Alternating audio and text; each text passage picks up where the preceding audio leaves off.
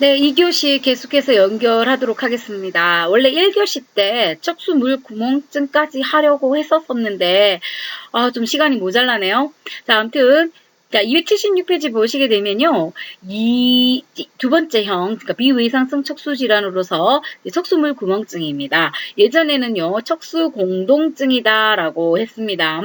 쇼링고 마이엘리아라고 합니다. 이 말은 뭐냐면 척수 안에요. 어떤 낭이나 즉 주머니죠. 시스트, 캐비티, 공간이라는 뜻이죠. 구멍이 이렇게 생겨가지고 있는 건데요. 이게 점점 확대되거나 연장되기도 해서 척수를 파괴시키죠. 또는 뇌척수의 흐름에 문제를 일으키는 거죠. 보통은요. C2에서 T9 또는 11까지도 연장이 됩니다. 자, 크게요. 1형, 2형, 3형, 4형 거로 구분이 되는데 우리 책에는 크게요. 1형과 2형으로 나누었을 때는 선천적이나 후천적이냐로 나눕니다.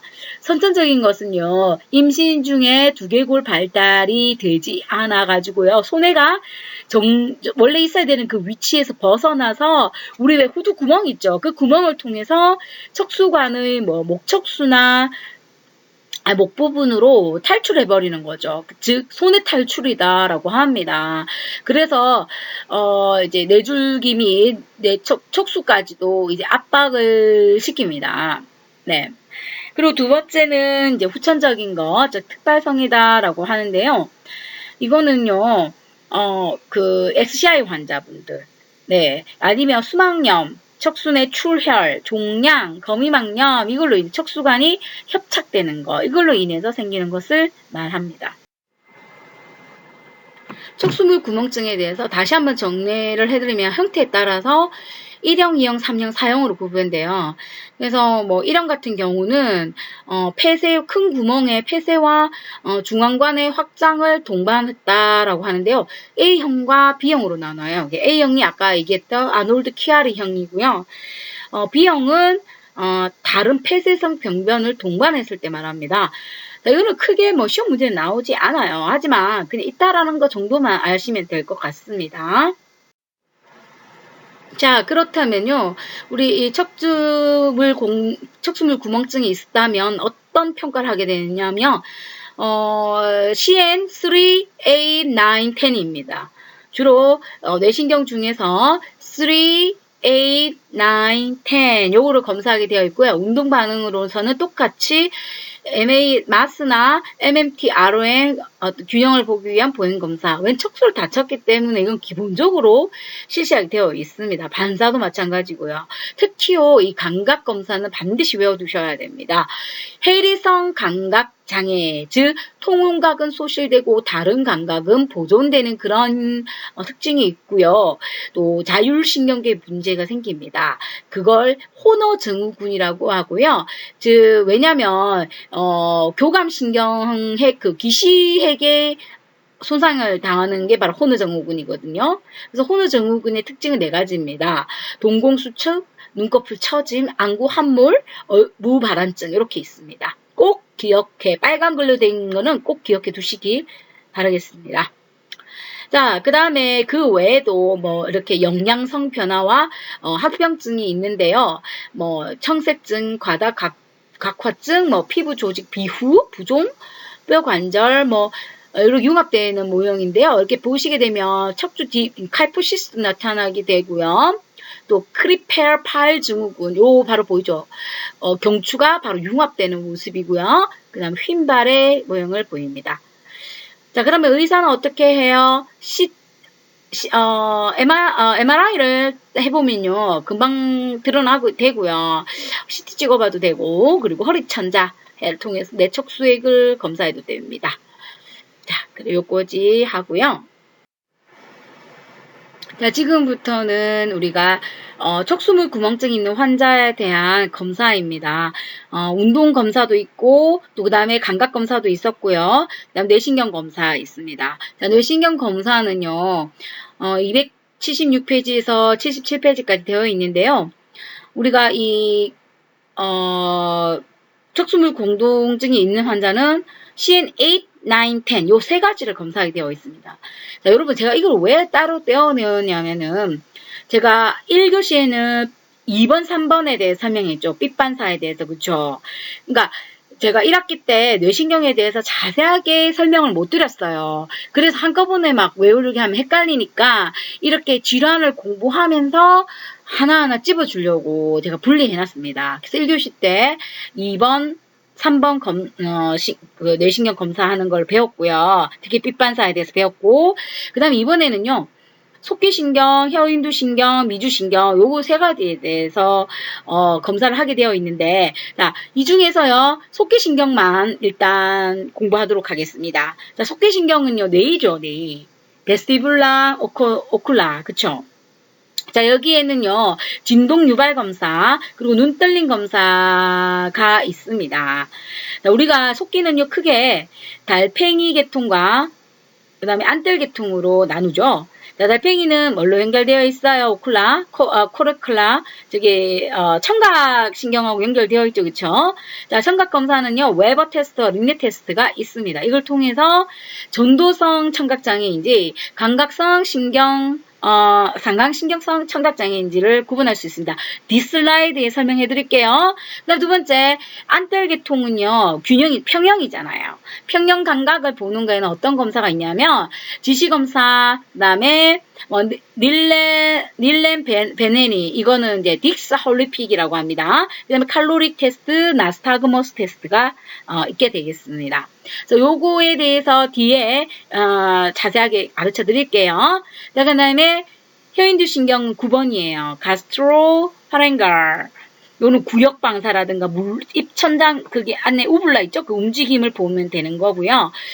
발음 이런 걸 보게 되어 있습니다. 그리고 미주신경은 구역반사의 날신경이에요. 운동신경에 해당하게 되겠습니다. 감각은 혀인두신경. 그리고 운동은 미주신경이 되는 거야. 우리 2번에서요. 그 시신경은 어떻게 돼? 삐반사는 어때요? 들어오는 감각은 2번이고 운동은 3번. 그쵸? 자, 혀인두신경과 미주신경은 어떻게 돼요? 혀인두신경, 즉 감각이 들어오게 되면 미주신경에서 운동이 나간다는 겁니다. 예, 그렇게 아시면 돼요. 자, 그렇다면 이번 슬라이드에서는요, 그 속기 검사 중에 CN8 중에서 특히 달팽이 기관 검사하는 방법, 즉 청각신경을 검사하는 방법은 그러니까 청력을 검사하는 거에는 두 가지가 있어요. 하나는 웨버 테스트고 다른 하나는 린드 테스트입니다. 자, 웨버 테스트는요, 자, 머리 꼭대기에다가 이렇게 진동을 쭉 주게 되면은 오른쪽 왼쪽 똑같이 이렇게 그 진동이 가서 느껴지게 되죠. 그런데 만약에 전도성 장애가 있다 그러면은 병변 있는 곳에서 잘 들립니다. 예, 병변. 왜냐면은 중이가 손상이 됨으로써 전도니까요. 그래서 뇌로 전달되지 않아서 그렇다라는 겁니다. 네네네. 그런데 만약에 지각신경성 청력장애다. 그러니까 감각신경성 청력장애 있을 경우에는요, 정상 측에서 잘 들립니다. 그래서, 손상 쪽에서는 좀 작게 들리게 되는 거죠. 네. 그런데, 만약에 양측이 다 이렇게 작게 들리거나 안 들릴 경우 있을 거 아니에요. 그러면은, 어느 쪽이 좀 더 손상을 받았는지 확실히 알기 위해서 하는 검사가 바로 린네 검사가 되겠습니다. 그래서 우리가 이게 전도시키는 이 진동, 그러니까 소리가 음파잖아요. 진동이잖아요. 얘를 전도시키는 게 골전도가 있고 공기전도가 있어요. 골전도는 본에서 그 컨덕션이고요. 그 다음에 공기는 에어잖아요. 그래서 AC다라고 합니다. 그래서 공기전도와 골전도의 시간을 비교를 해보는 겁니다. 그래서 예를 들어서 정상일 경우에는요, 공기전도가 골전도보다 더 크게 들리고 또 오래 들린다 이 말인 겁니다. 자, 그렇게 돼서 일단은 우리가 골전도로 보기 위해서는 마스테로이드 프로세스 쪽에다가 거기다가 이렇게 진동을 쭈르륵 주게 되게 되는 거죠. 그러다가 멈추기 직전에 공기 전도를 시켜봐야 되니까 약간 귀 옆에서, 웨이 옆에서 살짝 떼어보는 거예요. 자, 그렇게 했을 경우에 전도성 청력 장애일 경우에서는요, BC가 AC보다 크다. 즉, 골전도가 훨씬 더 크게 들리죠. 그런데 감각신경성 청력 장애일 경우에는 전반적으로 공기전도든 아니면 골전도든 모두 다 감소함을 보이게 되겠습니다. 예. 그래서 여기 제가 좀 잘 적어놨는데요. 왜냐하면 전도성이라는 건 이제 공기 전도가 더 예민하거든요. 그래서 원래는 더 잘 들립니다. 골전도보다는. 예.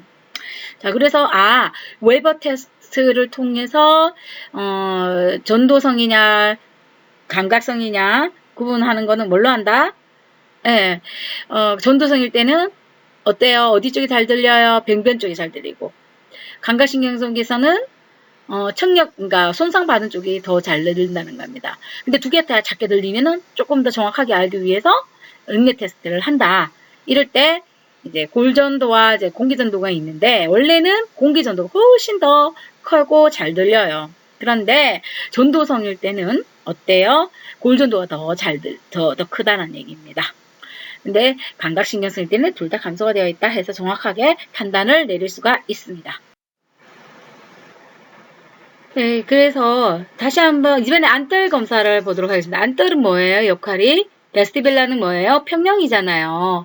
자, 그거 보는 게 처음에 이제 패스트 포인팅 테스트입니다. 그래서 시험자가요, 손을 이렇게 세우고 환자분 보고 눈 감아라 그래요. 그리고 제 손가락에 대어보세요 라고 하는 겁니다.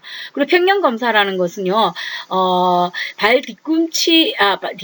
뒤꿈치 발가락 보행을 시켜보는 거예요. 무슨 말이냐면, 발발 이렇게 딱딱 닿게 걸어보라는 거야. 오른발과 왼발을 딱 닿도록 걸어보게 해보는 겁니다.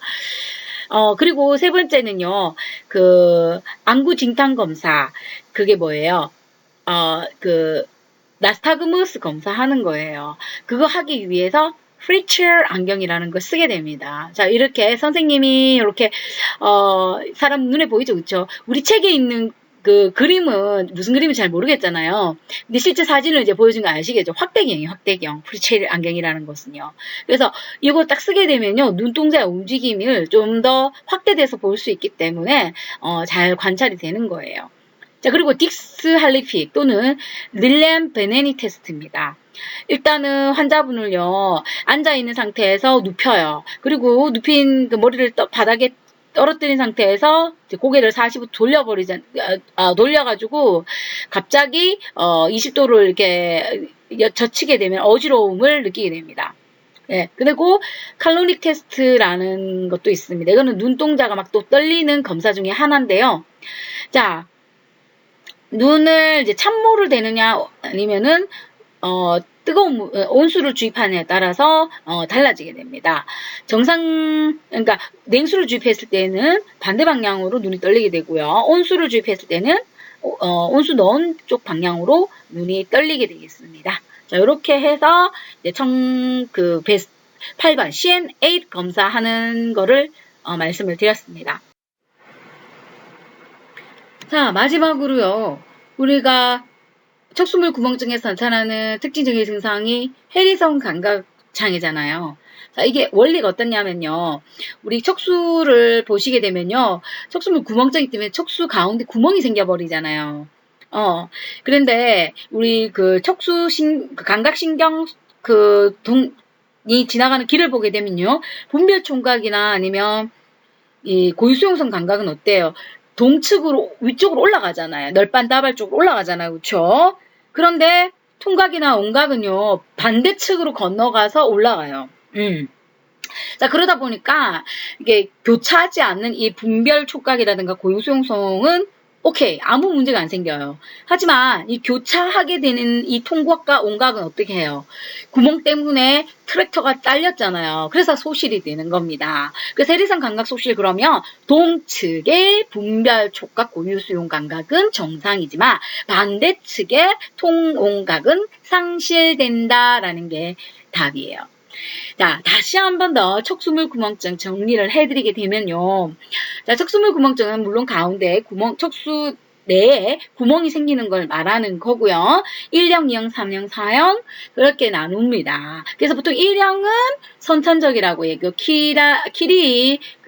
아놀드 키리히가 대표적이고요. 두 번째는 바로 후천적인 겁니다. 비교통성이다라고 얘기를 하고요. 그냥 척수 가운데 그냥 중간에 그냥 구멍이 뻥 뚫리는 거를 말합니다. 근데 이제 교통성 같은 경우는 서로 통한다. 소뇌가 쭉 미끄러져 나오면서 다른 부분도 압박할 수가 있더라.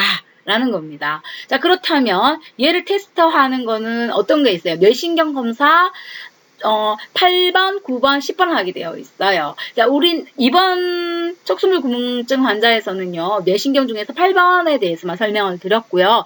9번, 10번은 또 다른 질환에서 설명을 해드리도록 하겠습니다. 자, 그래서 이제 8번 검사하는 거는 청각신경과 뭐 있죠? 평형 감각 검사하는 게 있더라. 그래서 우리가 평형 감각을 검사하는 거 지시검사라든가 발 뒤꿈치하고 그 다음 발 그 뒤에 있는 앞발이 닿는 이렇게 그렇게 걸어보라라고 하는 거라든가 아니면은 헬리픽스 검사라든가 아니면 나스타그머스 눈떨림 또는 안구진탕이라고 합니다. 그런 검사하는 방법이 칼로리 검사 이런 게 있습니다. 여기다 프리첼 안경 써가지고 눈떨림을 자세하게 볼 수가 있죠. 확대해서 그런 게 있고 또 청각신경은 웨버와 런넷 테스트가 있더라. 요거까지만 기억하시면 될 것 같아요. 자, 그 다음에 이제 세 번째 질환 PMA에 대해서 하고 할게요. 그리고 3교시 때 두 가지 ALS랑 소아마비 증후군에 대해서 설명하고 마치도록 하겠습니다. 자, 보시게 되면요. 우리가 척수나 중추신경계 손상당하는 모습의 종류가 이렇게 많아요. 첫 번째는 frontal atrophy라고 했습니다. 즉, 이마엽에서 앞중심골하고 위축이 일어나게 되면 뭐가 일어나요? 이마엽 치매가 발생하게 됩니다. 또 두 번째는요. 겉질 순뇌로 손상을 당하게 되면은 뭐 실질적인 겉질 순뇌로 문제가 생기게 되고요. 세 번째, 트랙 보세요. 폰즈 쪽에 뇌신경에게 손상을 당하게 되면 진행성 순뇌마비 생기고 네 번째 콜티코 스파이널 트랙터가 문제가 생기는 거죠. 요게 바로 이제 그 원발성 가쪽 경화증.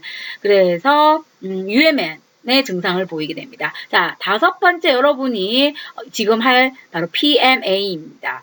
즉 anterior horn cell, 즉 앞불세포의 척수의 그 앞불세포에 손상 당하는 게 바로 PMA예요. 네, progressive muscular atrophy입니다. 그리고 여러분들 이 4번, 5번 있죠? cortical spinal tract하고 이 anterior horn cell이 다 다치는 것이 바로 ALS예요. 이렇게 이해하시면 될 것 같고요. 자, 이제 그 PMA에 대해서 시작하도록 할게요. 자, 279페이지 보세요. 자, 아까 전에도 그림에서 보셨듯이 anterior horn cell의 전형적인 손상을 당한 전형적인 LMN 병변이다라고 합니다. 당연히 원인은 불병이고요. 크게요. 발병 시기에 따라서 1형, 2형, 3형으로 나눕니다. 자, 그림 보세요. 자, 1형 같은 경우는 와드링, 호프만 디지즈라 그래가지고요. 축 늘어진 아이 이거로 생각하시면 되고요. 2형은 3형보다는 3형과 1형의 중간쯤 되는데 발생이 보통 2살 정이 그러니까 걷기 전에 발생하는 걸 말하는 거고요. 3형은 아기가 잘 걷는 이제 청소년기부터 발생하는 거다라고 생각하시면 되겠습니다. 자, 첫 번째는요, 초기에는 이 아이가 이 PMA가 있다 없다를 감별하는 게 뼈사이건이라든가 엄지, 두덩건 등이 약화를 보이거나 갈키존으로 변형이 일어난다거나 아래팔 또는 위팔 팔 부분이 이게 근위축을 보이고요. 최종적으로는 다리까지 전달되거든요. 즉 디스탈에서 프록시말로 변형이 전달 이게 위트로피가 옵니다. 아트로피가 오게 됩니다. 자, 그렇다면 PMA에 대한 검진 및 평가에는 5가지가 있어요. 뇌신경 검사, 운동기능 검사는 공통적으로 비외상성 척수질환에서는 다 실시를 하거든요. 공통이에요. 그리고 반사 검사도 마찬가지고 감각 검사도 그렇고요. 특이하게 폐기능 검사도 더 들어가게 됩니다. 왜냐하면 호흡근이 마비가 오게 되거든요. 위축이 와서. 자, 일단은 뇌신경 검사 몇 번 한다? 7번, 9번, 11번입니다. 여러분 책에는 제가 슬라이드에는 8이라고 되어 있는데 고쳐주세요. 8번은 베스터뷸라죠. 속기신경이죠. 근데 9번은 혀인두신경입니다. 자, 얼굴신경은 7번이고요. 미각 검사, 각막 검사를 실시합니다. 얼굴신경을 검사하기 위해서요. 각막은 뭐예요? 눈 깜빡깜빡거리는 걸 말하는 거예요. 그리고 9번은요. 그 구역반사와 들신경이에요? 날신경이에요? 혹시 기억나세요? 그 좀 이따 보세요. 그리고 발음, 미각 이런 것들 보게 돼 있고요. 11번은 이제 더부신경. 뭐예요? 어깨를 어쓱하는 거죠? 목비근과 등 세모근의 기능을 보게 되면 됩니다. 그 다음 의학적인 검사로는요. EMG, 생검, CPK, 즉 혈청 효소 검사를 실시해서 이제 진단을 내리게 되겠습니다. 자, 요게요. 그림 나와 있는 게 전형적인 PMA의 모습이에요. 모습에는 자, 등 쪽부터 볼까요? Shoulder and arms are held back when walking. 뒤로 걸을 때 뒤로 이렇게 빠진다 이 말입니다. 그리고 sway back을 보이고요. 그 다음에 니는 약간 구부러져 있고요. 그리고 종아리는 좀 굵어요. 근데 이게 굵다라는 게 가짜예요. 그러니까 왜냐면은 thin, weak thigh라고 되어 있죠. 그러니까 가늘어진 허벅지 때문에 종아리가 상대적으로 굵게 보이는 겁니다. 자, 이게 전형적인 모습입니다. 자, 이번 슬라이드는요. 우리가 PMA가 있을 경우에 검사하는 뇌신경이 몇 번이에요? 5번, 9번, 11번이죠. 자, 그 중에서 이번 시간에는요. 7번 뇌신경에 대해서 공부하도록 할게요. 자, 7번 뇌신경은 안면신경 또는 얼굴신경이라고 합니다. 감각과 운동 모두 다 관여를 하고요. 자, 특히 감각은요. 맛, 미각. 왜냐면은 고실근 신경이라는 것이 있어요. 이 부분은 뭐 해부학 시간 때 배웠을 것 같아서 그냥 넘어가도록 할게요. 근데 운동 담당하는 것은 표정근하고 각막 반사가 있습니다. 표정근은 너무 쉬워서 넘어가고요. 각막 반사는요. 이게 담당하는 게 두 개의 신경입니다. 감각은요. 5번입니다. 3차 신경이에요. 근데 나가는 거는 뭐다? 그러니까 운동은요. 7번이에요. 쉽게 말해서 눈을 터치를 눈 쪽에 이제 각막을 터치하게 되면은 깜빡이잖아요. 그 감각을 받아들이는 것은 5번이에요. 3차 신경이 그걸 받아들이고 운동은 바로 이 7번이 한다라는 겁니다. 우리 삐빤사도 그렇잖아요. 감각은 누가? 2번. 운동은요. 3번. 그렇잖아요. 자, 그래서 있다라는 거 아시고요. 또 우리 안면 신경이 마비가 되는 것 중에요. 중추성과 말초성으로 구분이 됩니다. 자, 왼쪽 A번 그림 한번 볼까요? 자, 하늘 색깔 그림 보이죠? 자, 하늘 색깔 이 부분은요. 위쪽 이마 부분을 지배하는 근육이에요. 그래서 요거는 어때요? 양측 뇌에서 오른쪽이든 왼쪽이든 뇌에서 이마는 오른쪽 왼쪽 뇌가 다 지배를 하죠. 그쵸? 그런데 자, 밑에 얼굴 있죠? 눈 아래쪽에 있는 얼굴 근육들은요. 반대측 뇌에서 지배를 합니다. 그래서 오른쪽 뇌에서는 어때요? 왼쪽 아래 얼굴을 지배한다라는 겁니다. 자, 그렇다면요. 우리가 중추성이다라는 것은요. 앞 이마는 살아있는 거예요. 왜냐하면 반대측이 또 위쪽 이마는 어때요? 양측이 다 지배하잖아요. 그러니까 오른쪽 뇌와 왼쪽 뇌가 같이 지배하잖아요. 그러니까 한쪽이 손상되더라도 어때요? 살아있습니다. 보상을 해준다라는 겁니다. 하지만 말초성일 경우에는요. 밑에 쪽이 잘린 거잖아요. 그렇죠? 그러다 보니까 다 마비가 와버리는 거예요. 예, 그 잘린 부분, 그 그 X 그려 있는 거 보이나요? 예. 그렇게 그 부분이 잘렸기 때문에 뭐 위쪽이든 뭐 이마 쪽이든 아니면 얼굴 아래쪽이든 그 트랙이 잘린 거 보이죠? 그래서 말초성 안면신경은요 전체가 다 마비가 오게 되겠습니다. 조금 더 부가적으로 설명드리면 안면신경 혼합신경이에요. 그러니까 운동과 이제 특수감각과 그 다음에 이제 부교감신경 다 지배를 하게 된다. 굉장히 안면신경 좀 특이한 신경이다라는 걸 알고 계시면 됩니다. 아까 특수감각에서 고실견 신경이 바로 감각만 담당을 하는 거예요.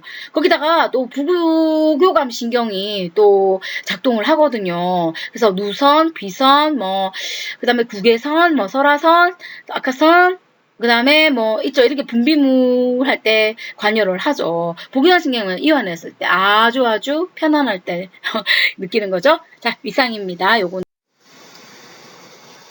마지막 슬라이드입니다. 자, 여러분. PMA하고 PMD 들어보셨을 텐데요.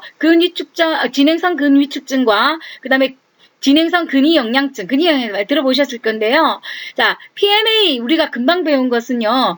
1형, 2형, 3형 청장년기 때 생기죠. 늦어도 20세 전에 발생하는 거예요. 아기 때 생기는 게, 영아 때 생기는 게 1형, 그리고 돌 때 생기는 게 2형, 그리고 18개월 이후부터 생기는 게 뭐라고 그랬어요? 3형이라고 그랬잖아요.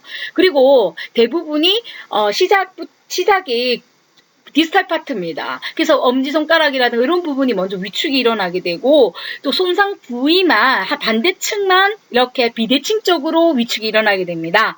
전형적인 LMN 질환이라고 말씀드렸어요. 왜냐하면 이거는 안테리어 홈풀 중추신경계 쪽의 손상이에요. 반면에 PND라는 것은요, 디스트로피입니다. 아트로피가 아니고 디스트로피예요.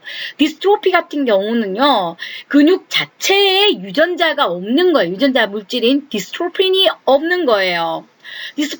디스트로핀이라는 물질이 없다 보니까 이거는 근육 자체에 문제가 있는 거예요. 신경이 근육 지배하는 거라는 거는 상관이 없습니다. 근육 자체 문제예요.